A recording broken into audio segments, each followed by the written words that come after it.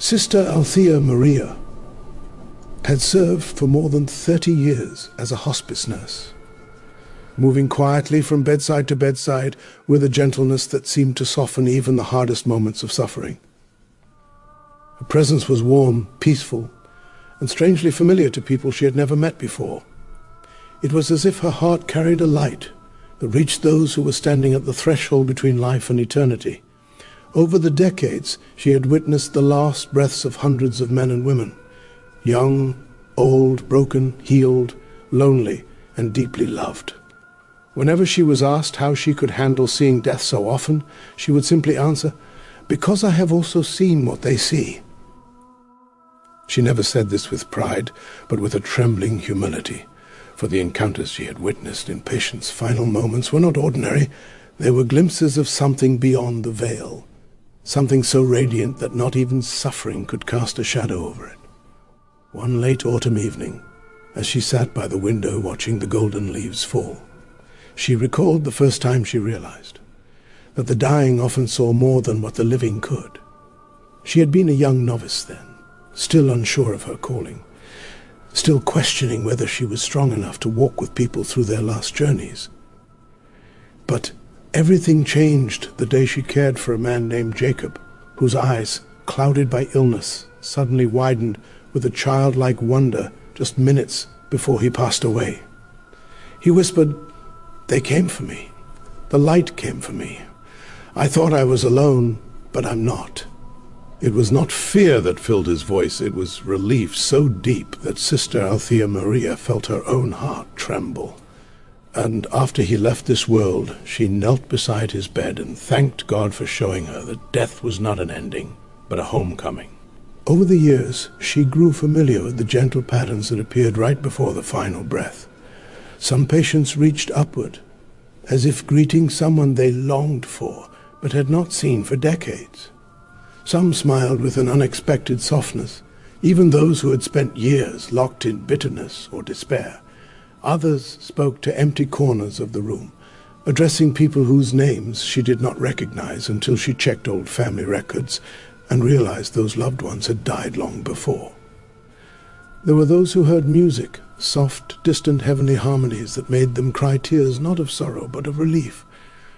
And there were the rare ones, the ones who had denied faith all their lives, who whispered at the very end, "I see him. He waited for me even now." Sister Althea Maria carried these memories like sacred stones, placed carefully in the corners of her heart.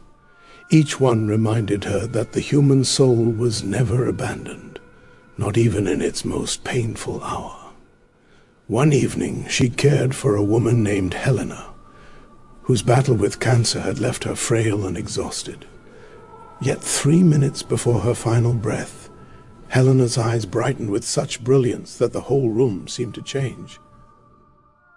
"My mother, she's holding the baby I lost," Helena whispered, her voice trembling with joy. "Tell them I'm coming. Tell them I'm not afraid anymore." Sister Althea Maria held her hand, feeling the warmth slowly slipping away, but peace remained in the room like a soft blanket. And she knew, with a certainty that shook her soul, that love did not end at the grave. Love crossed into eternity and waited for each soul with open arms. By the time Sister Althea Maria finished remembering Helena's passing, the night outside had grown darker, but her heart felt brighter than ever. She realized once again that her work was not about death. It was about witnessing the first steps of a new birth. She had seen enough to know that the human journey did not end in hospice rooms. It transformed there. Sister Althea Maria often shared her experiences not to frighten anyone, but to offer comfort to families struggling under the weight of grief. She spoke gently, choosing simple words that even a heart shattered by loss could understand. She would say, "There is something beautiful happening that you cannot see. There is a welcome prepared for your loved one. They are crossing into safety, not darkness." She had seen this again and again during her years of service. One night she tended to a man named Samuel, who had spent his whole life feeling abandoned. He had lost his parents early, his job later, and his faith somewhere in between.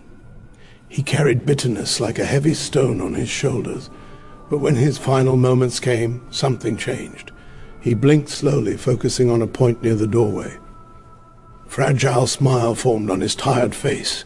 "Dad," he whispered, tears rolling down his cheeks, "you waited for me?" And there, in that quiet room, the bitterness that had weighed him down his entire life melted away. Sister Althea Maria watched with awe as his tense body relaxed, his breathing softened, and his soul surrendered, not to fear, but to reunion. It humbled her every time. She had witnessed hardened hearts soften in their last seconds as they encountered forgiveness deeper than anything the world could offer. She also remembered a young girl named Emily, only 12, whose illness had taken away her strength but not her courage. When Emily's final hour drew near, she looked upward and whispered, "The angels, they're singing." Her mother had collapsed into Sister Althea Maria's arms, trembling with grief, but the nun kept whispering, "She is being welcomed. She is not alone." Emily passed away with a smile, her small hands relaxed as if held by invisible ones. And that night, Sister Althea Maria cried, not because of sorrow, but because she had witnessed yet another proof that heaven lovingly reached out to even the smallest, most fragile souls. Years went by, and Sister Althea Maria continued collecting these sacred moments. Each one painted a picture of a world beyond sight, a world where pain dissolved and broken souls were made whole again. She never forced her beliefs on anyone, but she offered hope like a lantern placed in the hands of those stumbling in darkness. People would often ask her, "What do dying patients see? Do they see God? Do they see angels?" She never gave complicated answers. Instead, she would smile softly and say, "They see love, pure, unconditional love. They see the ones they lost." Each one was welcomed, carried, and embraced by a love far greater than anything the human heart could imagine. And that truth, she believed, was the greatest miracle she had ever witnessed. As the years continued their quiet march forward, Sister Althea Maria found that her own heart had grown softer, wiser, and more open to the mysteries of life and death. She began to understand that every person she cared for was teaching her something sacred, something she carried long after their final breath.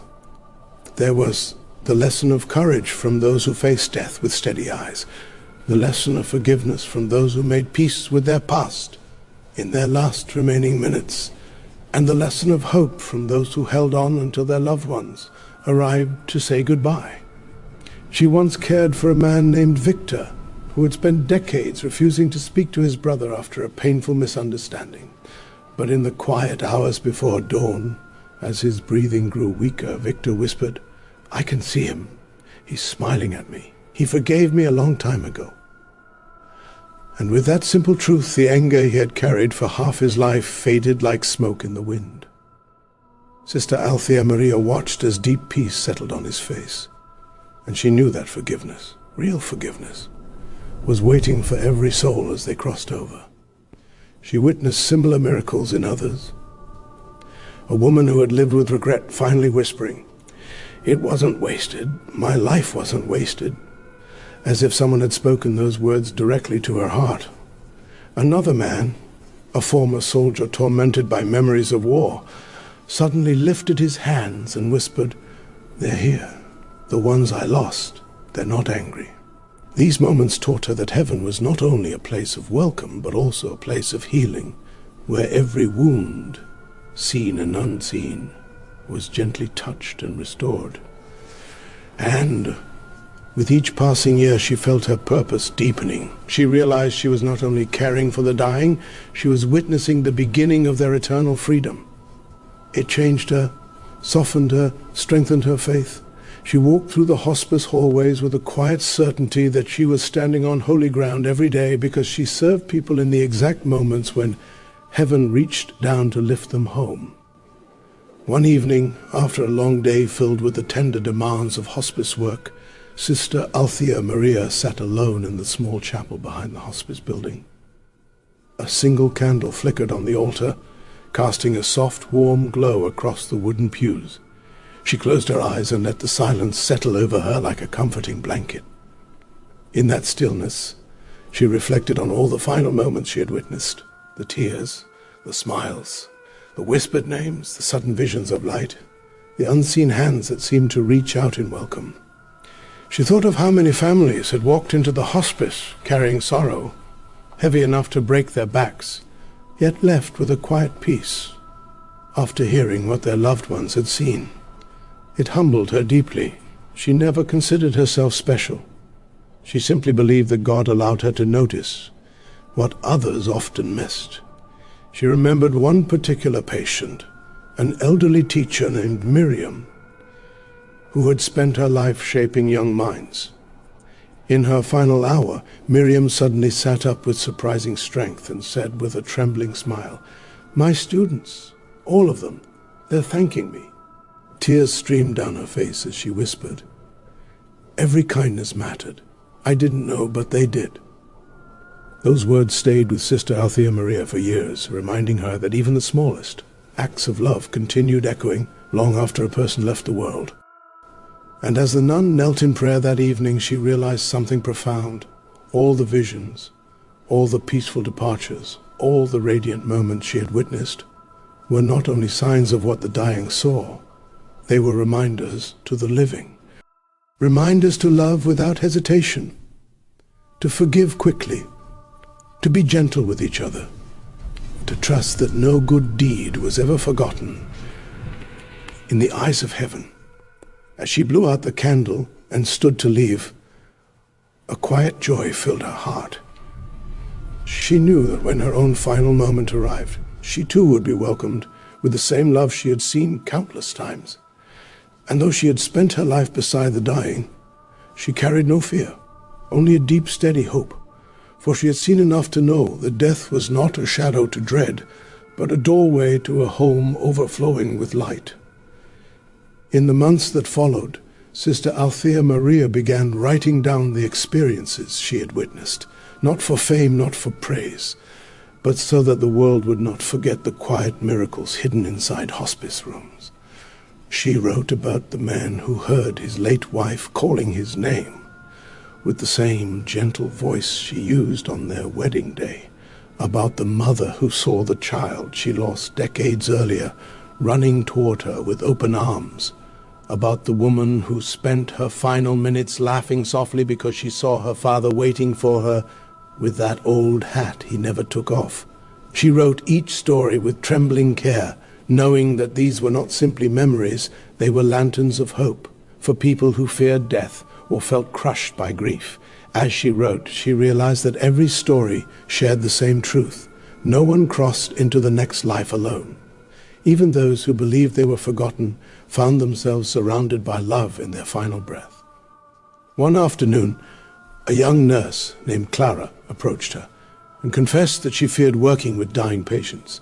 Sister Althea Maria placed a gentle hand on her shoulder and said, "Fear disappears when you witness what I've seen. Stay long enough and you will understand death is not the enemy.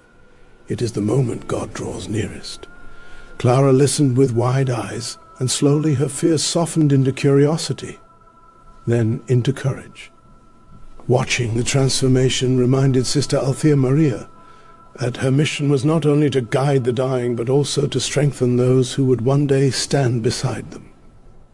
As the sun set outside the window, casting golden light across her journal pages, she whispered a quiet prayer of thanks. She knew her life had been spent doing exactly what she was meant to do, walking with souls until heaven opened, witnessing the beauty beyond the veil, and sharing with the world the tender truth she had learned again and again, that the final moment is never an ending, but a beginning wrapped in light. The journey of Sister Althea Maria teaches a truth that every heart needs to hear. Death is not darkness, and the final breath is not the end. It is the moment a soul awakens to a love deeper than anything on earth. Through every patient she cared for, she learned that heaven does not wait in silence. It draws near with comfort, forgiveness, reunion, and peace. Those who crossed over did not enter fear. They entered freedom, Those who felt lost their whole lives were finally found. Those who carried guilt for decades were released into grace. And those who believed they were alone discovered that they were surrounded by love that had been reaching for them all along. Her testimony reminds us that we should not live our lives in fear, bitterness, or regret. We should love while we can, forgive quickly, speak kindly, and cherish the people around us. The final moments her patients experienced were not moments of loss, they were moments of truth. They showed that every act of kindness matters, every prayer is heard, every longing heart is remembered, and no soul departs this world without being welcomed by the one who created it. If the dying saw peace, beauty, and reunion in their last breath, then the living can choose hope, faith, and purpose in every breath they still have.